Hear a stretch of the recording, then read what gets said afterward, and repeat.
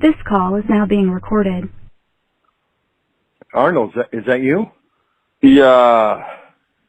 Hey, what's up? Yeah, what's up, homie? What's up, the happening, G? Yeah. You're on the V2V podcast. Thanks for calling in. What? Yeah. Exactly. Yeah, so listen, I had the drop kick happen to me, and then my daughter got married. So I got drunk. Because, were those two things related? No, but the drop kick hit, and the daughter being married destroyed me, you know. Yeah, she got married to someone. I don't know this man's name. I've never met him. Don't give a fuck. Yeah. Oh, I think it was Chris Pratt. He's an actor. Yeah, the Pratt. Yeah, he's such a Pratt. Listen to me. So, I didn't know this, but so before the marriage, I had to sit down with my daughter and watch a Steve Martin movie, The Father of the Bride. And I didn't know this, that I had to pay for all of this shit. I have to pay for the party. I have to pay for the priest to take my daughter away. It's my responsibility. What the fuck? Well, you would think that maybe her husband could have done it. He's a multi-millionaire, you know, as an actor. He probably makes more money than you do. What? Yeah. Listen to me. Maybe you should send him an invoice. Yeah, an invoice. Yeah. Right. Yeah. So anyway, get away from my daughter, you son of a bitch. Is that the invoice you want? Yeah. The invoice? I think that might be effective. Yeah, sure. Yeah. You could have your how staff type it up.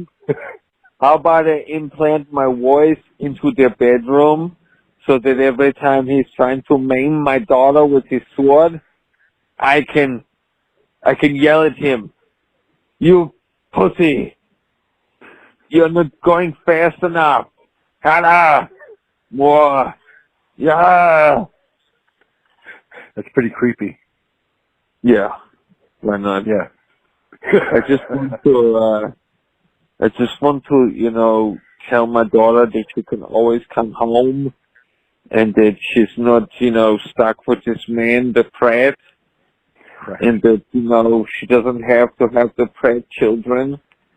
In fact, you know, I prefer she does not have the spawn of the Pratt because I will not be the grandfather of this. It's not my granddaughter. All right. Well, anything else? Yeah. This guy who drop kicked me, I'm not interested in this. I am challenging the Tom Cruise to a fight in the octagon. And if he doesn't take the challenge, he's a pussy. Yeah. Okay, so are you kind of referencing the Justin Bieber challenge to Tom Cruise to a UFC fight? What? Yes. This has already happened. Bieber has challenged Cruise to a fight in the octagon. No, listen to me. This is totally original. I'm challenging the Tom Cruise to the full fight in the octagon. I'm going to choke that son of a bitch out. Fuck him. How about this? How about you take them both on at the same time? Yeah, okay. This I can do. I think you can do. Down. Yeah, I can choke them both out at the same time. I could break Justin Bieber's neck and crush Tom Cruise's back. Yeah.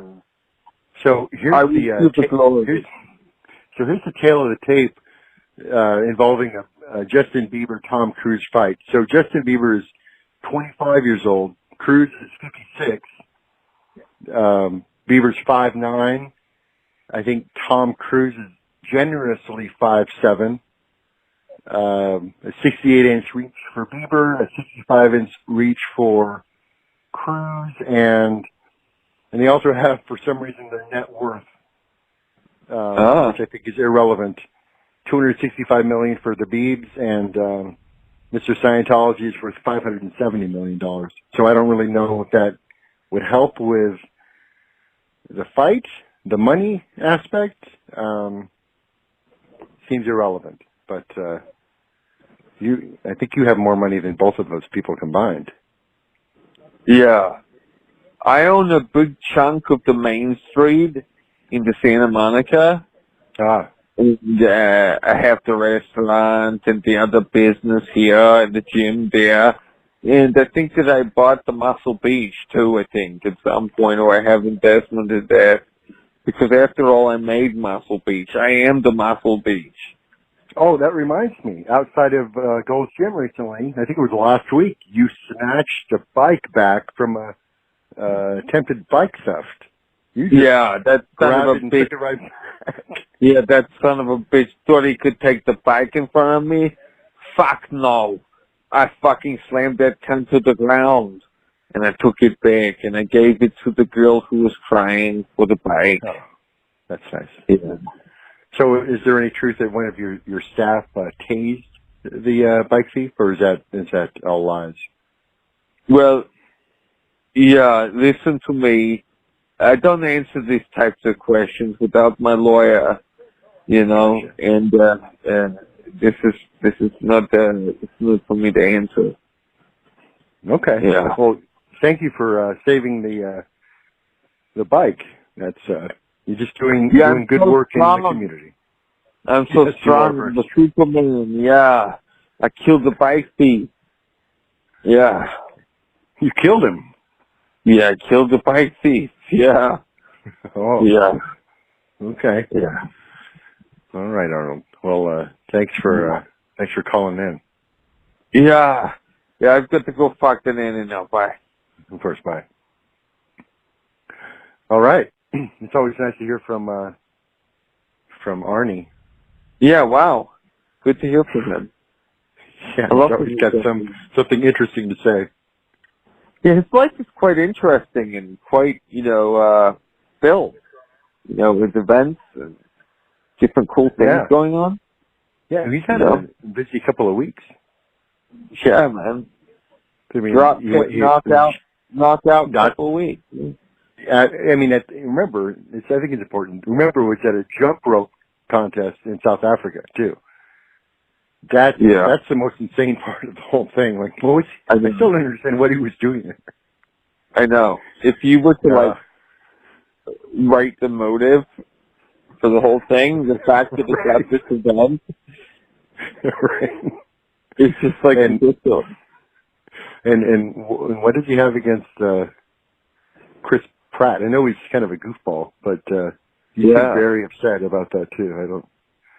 Yeah, I think he's quite dominating about, the women in his life, and he likes to be in control of things, It's true. I mean, I don't think he's ever had, this is his first, marriage as a father, so I understand that could be pretty nerve-wracking, but it sounds like he handled it pretty well. I don't know about the speaker in the bedroom. That's right. That's just crazy. Yeah. So, yeah. Well, I'm sure there's more interesting things to come in the weeks and months ahead. It's probably going to be a busy summer for Arnold. Fascinating life of Arnold Schwarzenegger. It's fascinating. Yeah. So, What's going on? Frozen 2 is coming out. No way. Yeah, I never saw the first movie. I never saw Frozen 1. I haven't seen it. No, so I'm not really sure what Frozen 1 was about, other than I guess there were two sisters and one of them was frozen. And that's it. I don't know anything else. I guess Frozen 2, perhaps both of them will be frozen. God, that's cold. It seems like a really slow-paced movie, like that would just kind of go on and on and on with not much movement. It's just going to be kind of still, quiet. Frozen 2. Wow. Well, Yeah. wow. I'm speechless. I'm blown away. Hey, listen. Don't forget that the line is still coming out at some point, too. Yeah. Oh, yeah. I mean, maybe the never-ending line. It's long. I wonder if that had something to do with Frozen. Don't think so. No? Maybe. Don't think so, though. Like, the line is so long and seemingly never-ending and not moving that it could, too, be Frozen. Very true. Like his podcast, like the whole pace of the show suddenly is like ground to a halt. Yeah, I know, right? What the fuck happened? Frozen 2. Oh, yeah. But the funny thing about it is it's trending like very highly in all of the social media. Frozen 2. People just get stuck. They just get stuck on it, and they can't move away from looking at Frozen 2. I think if we keep saying it enough times, some people will come and hear this. Frozen 2. They might get sequel stuck to here. Frozen 1. Is that what the first movie was called? Frozen 1? I guess. But now we have Frozen 2. Or was it just Frozen? This is rather like The Batman or Batman. Well, okay, so it's called Frozen, but now that there's Frozen 2, now you have to, I think, reference the first movie as Frozen 1. Mm-hmm. Because people would be confused. Hey, I'm going to go see Frozen. Oh, 1 or 2? Oh, 2. Yeah. Frozen 2. Yeah, because otherwise that would confuse them. Yeah, I think my guess is that Frozen 3 is probably not going to happen. Wow. But you never know. If Frozen 2 is a big box office success and they can sell a lot of toys this Christmas, you're probably going to see Frozen 4. Absolutely. They'll just skip right over 3 and go straight to Frozen 4.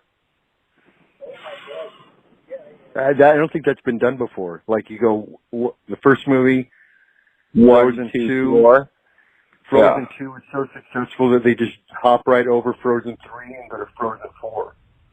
They should, though. I think it would be clever marketing. I do, too. People would be like, whoa, I've seen Frozen 1. I love Frozen 2. I can't wait for the next movie. Wait, it's called Frozen 4? I feel like Star Wars kind of did something like that, but not really. Well, they retroactively renamed Star Wars A New Hope after they made when the prequels popped up. Right. It used to just be Star Wars. And, I haven't the title crawl said A New Hope, I think, but it wasn't really ever called that. I refuse to see those prequels. I don't care. If Liv Tyler isn't naked, I don't care. Oh, wait, it's Natalie Portman. I still don't care. I just don't care. Yeah, no, you know what? Nobody cared. Mm-hmm. Even people that liked the movie, like, they didn't care. Like, I ran away once from Heritage, and I went to the camp out of the Star Wars that was happening at the movie theater that was about, I don't know, like half a mile away. And I hung out with some people there and smoked weed and cigarettes until they found me there once. Oh, wow. That was as close as I got. But then all the staff thought that when the next Star Wars came out, that I was going to run again. Because they thought that I was, like, a big Star Wars fan. Oh. Like, they didn't quite understand that, you know, I was running away from them because it was fucking horrible there. Anyway. You're right. It really had nothing to do with Star Wars, because we didn't care. It was just a group of nerdy Star Wars people that were willing to say, hey, come on and hang out with the Star Wars folks. Yeah. Free thinkers in Utah. It was rare. Oh, I bet. It was like a gathering. It was a gathering. Camping out, right, for Star Wars. In Provo. In fucking Provo. Like, the center of Mormonism. I smoked weed there. Ha ha. With the Mormons? They were not Mormons. Some of them were Jack Mormons. Some of them were non-Mormons. Gotcha. Wow, that's fascinating. Yeah. All right. Frozen 2. There you go. Yeah. I think that's enough said about that. Done. So here's some important news, right? Because that's non-important news. But here's some important news. I think that all the talk about Russia, and you know, and their influence, and oh my gosh, they're going to destroy our democracy, and yikes, oh no, here come the Russians. So here's something that happened within Russia that is probably more supportive of democracy and free speech, freedom of the press, than we've experienced here in our own supposedly, you know, free country. So here's what happened. So this investigative reporter named Ivan Golinov was arrested on drug charges, and these are pretty vague. It just says that he was known for reports on official corruption. I think it's important to uncover, right? So he's saying, hey, this oligarch over here is getting paid off from this guy over here, and you know, stuff like that, generally. Corruption. Right. And he was detained on vague drug charges on Thursday. So this just happened. Yeah. So what happened was his arrest prompted an outpouring of journalistic solidarity, which appeared to take authorities by surprise. So just over this weekend, reporters from all different areas of the journalistic world, they took turns staging solo protests, lining up to hold signs outside the Moscow branch of the Ministry of Internal Affairs, or, you know, kind of like the Justice Department. So, in a statement released after the ministry's announcement that, according to the results of biological, forensic, and fingerprint examinations and DNA testing, a decision was made to terminate the criminal prosecution of citizen Ivan Golinov due to the lack of evidence of his participation in the crime. So, it worked. And it's amazing. Like, so he was arrested Thursday, held over the weekend. All the journalists came out and said, don't treat this guy this way. It's not fair. You're wrong. Yeah. And magically, they did all of this testing, like, over the weekend, and said, oh, we got the wrong guy. He wasn't involved. It's unprecedented. Wow. It's amazing. Right? So, furthermore, they're saying that the police officers who arrested this guy will be investigated to assess the legality of their actions. Wow. But for the time being, they're still on active duty. So it may just be lip service, but again, that's something that never, ever, ever happens here. Like, it's just incredible that in big bad Russia, that the press stood up for a member of itself, and it worked. Very cool. Fucking remarkable, bro. Yeah. So that's the good news of the day, that Russia did something really good, or at least the pieces seem to all come together. But also, like, I'm thinking about this, and I'm thinking like how it's such a competition here to be the best journalist, Right. And like no one really works together, and no one, Yeah. Everyone's everyone's sort of countering each other and then stealing from each other, and then I don't know what Right. So yeah, there you go. Yeah. That's awesome. That is awesome, and I think that's going to be it. I think for the V2V podcast, episode number 41. Oh boy. Yep. I think that's it today. We're going to make it a little bit shorter. Suddenly, I've got all these other things that are pending that are happening all around me, and I got to get back to what I do when I'm not doing this. Okay, brother. All right. Well, Frozen 2, everybody. Frozen 2. Frozen 2. Take care. Take care, bud. Bye.